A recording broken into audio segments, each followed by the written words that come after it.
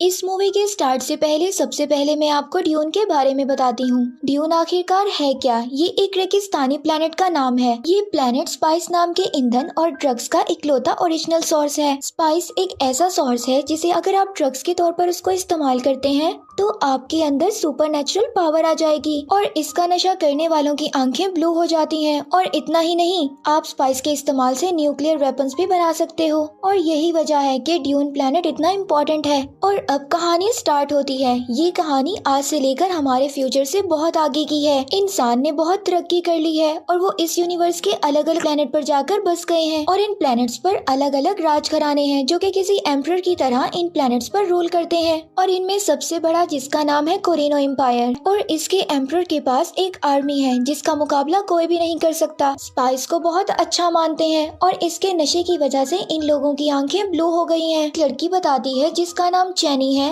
वो बताती है कि किस तरह आउटसाइडर इनकी जमीन से स्पाइस को हार्वेस्ट कर रहे हैं और इन आउटसाइडर्स को डायरेक्शन देता है रॉबिन, जो कि इनका लीडर है। लेकिन फिर अचानक एम्परर के ऑर्डर पर वो लोग इनके प्लेनेट को छोड़ देते हैं। किसी को भी समझ नहीं आता कि ऐसा डिसीजन क्यों लिया गया। और अब मूवी शिफ्ट होती है कैलेडन नाम के एक प्लेनेट पर और अब हम यहाँ पर मिलते हैं एक लड़के पोल और उसकी माँ जेसिका से, जो कि एक विच है और इसके पास बहुत सारी पावर्स हैं जिनका वो इस्तेमाल करना पोल को सिखा रही है। और अब पोल अपनी माँ को बताता है कि उसे एक जैसे ड्रीम्स बार बार आ रहे हैं जिसमें वो एक नीली आंखों वाली लड़की को देखता है जो कि हकीकत में चैनी है। और एक दिन दूसरे प्लेनेट का किंग इनके प्लेनेट पर आता है और अब वो वहाँ के किंग को बताता है, जो कि कोई और नहीं पोल के फादर हैं, कि कैसे उसे एम्परर के ऑर्डर पर अराकिस से स्पाइस को माइन करना है। एम्परर के ऑर्डर को एक्सेप्ट कर लेता है। इसके बाद पोल अपने फादर के एक वॉरियर से मिलता है और अब पोल उसको बताता है कि उसने अपने ड्रीम में उसको मरते हुए देखा है और उसे सेफ्टी के लिए कहता है, लेकिन वो उसकी बात को काफी लाइटली लेता है।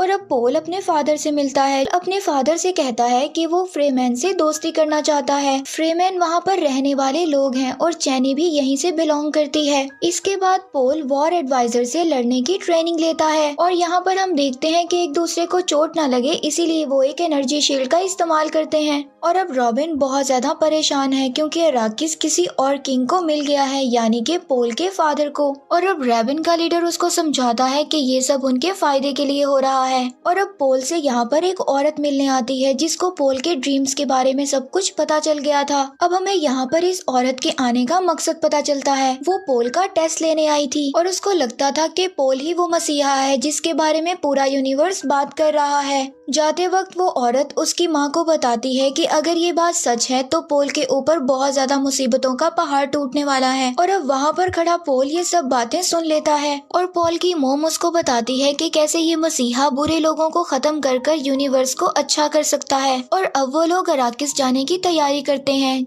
और जल्द ही ये लोग अराकिस आ जाते हैं। और पोल ये वहाँ पर देखता है कि लाखों लोग उसको मसीहा समझकर वहाँ पर देखने आए हैं। पोल की मोम को लगता है कि ये खबर शायद उसी औरत ने फैलाई है। जल्द ही ये लोग नई सिटी में पहुँच जाते हैं जहाँ पर पोल के फादर स्पाइस की माइनिंग का काम शुरू करने का ऑर्डर देते हैं। यहाँ पर पोल को पता चलता है कि इस रेगिस्तानी प्लेनेट पर सैंड वर्म्स भी रहते हैं जो कि चलने का साउंड सुनकर उनकी तरफ अट्रैक्ट होते हैं। और इससे बचने के लिए फ्रेमैन एक ऐसे पैटर्न पर चलते हैं जहाँ पर डेजर्ट का नेचुरल साउंड निकलता है और यहाँ पर हंटर बग की मदद से पोल को कोई मारने की कोशिश करता है। और अब पता चलता है कि ये दूसरे किंग का आदमी था। उधर पोल के फादर का वॉरियर उनको आकर बताता है कि यहाँ पर उनकी 100 से भी ज्यादा फ्रेमैन रहते हैं और कहता है कि इन्हीं में से इनके एक लीडर को वो अपने साथ लाया है। और अब पोल के फादर उससे दोस्ती करने की कोशिश करते हैं और उनसे कहते हैं कि अब तुम्हें कोई भी नुकसान नहीं पहुंचाएगा। और वो लीडर उनसे कहता है कि वो जल्दी अपना काम खत्म करें और यहाँ से चले जाएं। इसके बाद पोल के फादर माइनिंग की तैयारी देखने के लिए जाते हैं, लेकिन उसको पता चलता है कि जो लोग पहले माइनिंग कर रहे थे वो मशीनों को बहुत ही बुरी हालत में छोड़कर गए हैं। और फिर वो फौरन ही एक लड़की को बुलाते हैं जो कि खुद भी एक फ्रेमैन है। अब वो इन सबको एक सूट देती है और बताती है कि इस सूट में एक फिल्ट्रेशन सिस्टम है जो हमारे जिस्म की गंदे पानी को भी पीने के काबिल बना देता है, ताकि रेगिस्तान में लोग मुसीबत पड़ने पर अपनी जान बचा सकें। और यहाँ रेगिस्तान में पीने के पानी की बहुत तंगी है और यहाँ के लोग पानी की एक बूंद को भी जाया नहीं करते। अब ये लोग प्लेन की मदद से उस फील्ड में जाते हैं जहाँ पर एक मशीन स्पाइस की माइनिंग कर रही है। और जब ये लोग निगरानी कर रहे थे तो अचानक इनकी नजर एक वॉर्म पर पड़ती है जो कि इनकी मशीन की तरफ आ रहा था। और पोल के फादर अचानक ये फैसला लेते हैं और अपने प्लेन को नीचे उतारते हैं ताकि वो मशीन में फंसे लोगों की मदद कर सकें।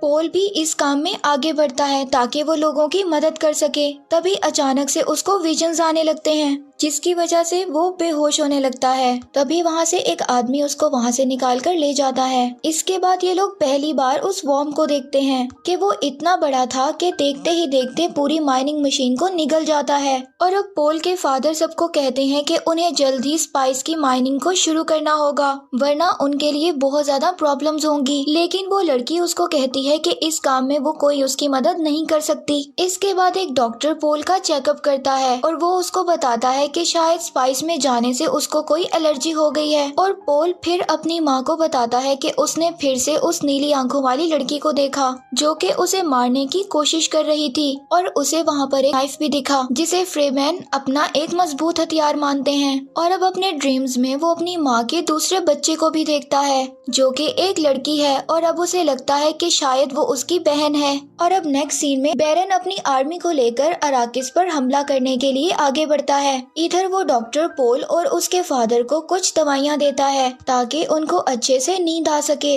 और जब पोल के फादर की आंख खुलती है तो वो देखता है कि एक मेड उसके पास इंजर्ड है। इससे पहले वो कोई एक्शन लेता उसके शील्ड को तोड़कर एक निडल उसको आकर लग जाती है। और यहाँ उसको समझ में आता है कि ये सारा काम उस डॉक्टर का है और ये बैरन के साथ हो गया है। और अब वो डॉक्टर पोल के फादर की रिंग उतार लेता है और उसको पोल तक पहुँचाने का वादा करता है। और अब उसको वो एक नकली दांत लगाते हुए कहता है कि इस दांत में जहर भरा हुआ है। वो जब भी बैरन से मिले तो इस दांत को पीसकर इसकी हवा से वो बैरन को मार सकता है। इधर पोल के आदमियों को बैरन के हमले का पता चल जाता है और वो पूरी ताकत से इनसे लड़ने के लिए आगे बढ़ते हैं, लेकिन वो आर्मी के आगे कमजोर पड़ जाते हैं। पोल को बचाने के लिए उसका सिपाही आगे बढ़ता है, लेकिन वो देखता है पोल अपनी जगह पर नहीं है और पोल और उसकी मदर जेसिका को बैरन के आदमियों ने पकड़ रखा है और वो उनको वॉर्म के एरिया में फेंकने जा रहे हैं। यहाँ पर पोल की माँ अपने विच पावर को यूज करते हुए उन सबको अपने कंट्रोल में कर लेती है। वो सभी आपस में लड़ने लगते हैं। इसके बाद पोल और उसकी माँ नीचे आ जाते हैं और देखते हैं कि बैरन के आदमियों ने पूरी सिटी को तबाह कर दिया है और अब वो पनाह लेने के लिए एक जगह पर रुकते हैं।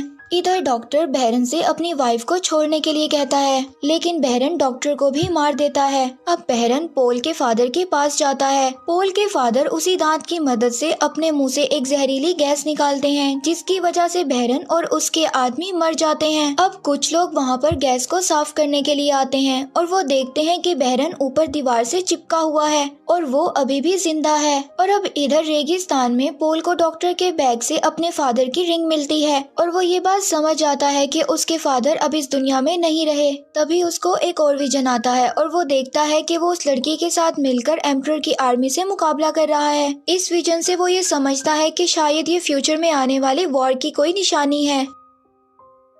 अब वो उस जगह से बाहर निकलते हैं जहाँ पर उन्होंने रात को पनाह ली थी और उनका वही सिपाही उनको ढूंढता हुआ वहाँ पर आ जाता है। वो उनको बताता है कि डॉक्टर के बैग में एक ट्रैकिंग डिवाइस था जिसकी मदद से मैंने तुम लोगों को ढूंढ लिया और बताता है कि वो लड़की भी अब मदद करने के लिए तैयार हो गई है। इसके बाद वो उस लड़की के लैब आते हैं जो कि उन्हें बताती है कि ये एक टेस्टिंग लैब है। यहाँ पर पोल उसको कहता है कि वो अपने फादर की बात को मानेगा और फ्रीमैन के साथ दोस्ती कर कर उन्हें अपने साथ मिलाएगा जिससे कि वो साथ मिलकर एम्परर के खिलाफ लड़ सकें। और यहाँ पर एम्परर की आर्मी ने उन लोगों को ढूंढ लिया था।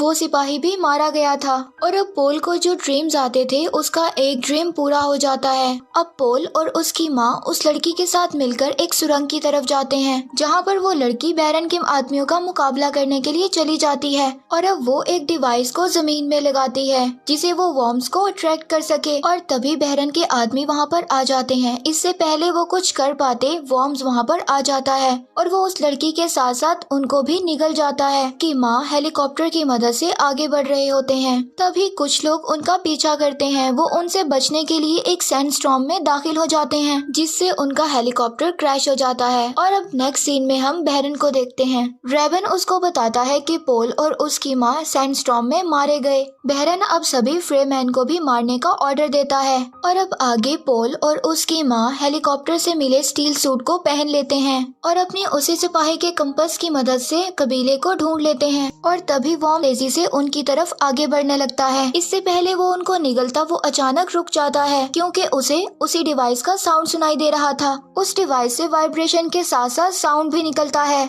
जिसे देखकर वॉर्म्स वहाँ से चला जाता है। और अब आगे कुछ फ्रेमैन्स उनको घेर लेते हैं और अब उनको पता चलता है कि ये उसी लीडर का कबीला है जो उसके फादर के पास उनसे मिलने आया था। वो लोग देखते हैं कि वॉर्म ने इन्हें कुछ नहीं कहा, इसलिए वो समझते हैं कि पोल एक मसीहा है। यहाँ पर पहली बार पोल चैनी से मिलता है और उसको अपने ड्रीम्स के बारे में कुछ भी नहीं बताता। और अब वो लीडर उन्हें अपने साथ ले जाने के लिए तैयार हो जाता है, लेकिन उनके एक साथी को उन पर भरोसा नहीं होता। वो कहता है कि ये उसकी डिवाइस थी, कि ये लोग वॉर्म से बच गए और अगर पोल इतना काबिल है तो उसे मेरे साथ फाइट करनी होगी। पोल उसके साथ लड़ाई करने के लिए एग्री हो जाता है। तभी वहाँ पर उसको एक विजन आता है। उसको एक आवाज सुनाई देती है और वो आवाज उसको कहती है कि तुम्हें अपने अंदर के मसीहा को जगाने के लिए अपने आप को मारना होगा, यानी कि खुद को मारना होगा। तभी चैनी उसके पास आती है और उसको वही नाइफ देती है, वैसे ही जैसा उसने अपने ड्रीम में देखा था।